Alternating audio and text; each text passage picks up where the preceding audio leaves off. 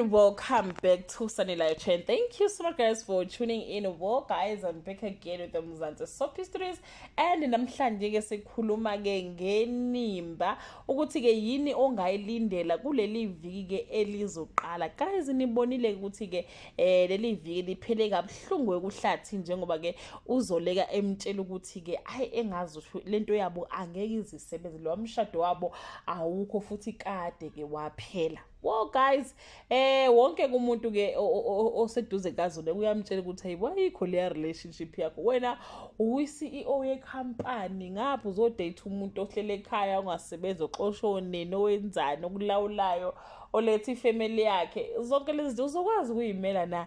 And guys, bose ngathi uzoloya vele bese icasukele ke naye engasafuni ukuzwa lutho ngefamily ke iyakwamabandla. So guys, uzoleka ke cha impela ke ubengadlali ke mayithi ke it's over laphana ke kuhlathi. Uyamtshela ukuthi hayi cha kade uhlanganisile ke kuphelile, and uhlathi uzomncenga guys, uzoleka ukuthi hayibo yazi ukuthi sisangalungisa izinto, sisangenza izinto ngendlela eright. But guys, uhlathi is a traditional man, ufuna unkosikazi onjengoThumeka. Kahle kahle uzohamba efuna uThumeka kodwa bonke ke abafazi. Unfortunately guys, uzoleka akusiye ke nake lowo muntu wesifazane. So guys, uzoleka cha impela bagcina behlukene, and uhlathi akukho la azokwazi ukuthi aye khona ngaphandle ukuthi abuyele emzini wakhe awakha ke noThumthum guys. So uhlathi uzohamba ke abuyele ke emzini wakhe ke benoThumeka guys, and noThumeka ke naye akasamthandi. Sisiphela uhlathi uThumeka uyimele manje akasenandoda emlawulayo, ngapha izingalo likamba abamfune la hambe khona ke uhlathi.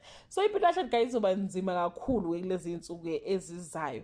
Uzofoster ke phela ngoba phela indoda, kodwa nje izinto zakhe azimhambeli neze kahle njengoba uzolekethe cha hayi ngeke ngikwazi ukuyimela le yakho, angeke zingisebenzele.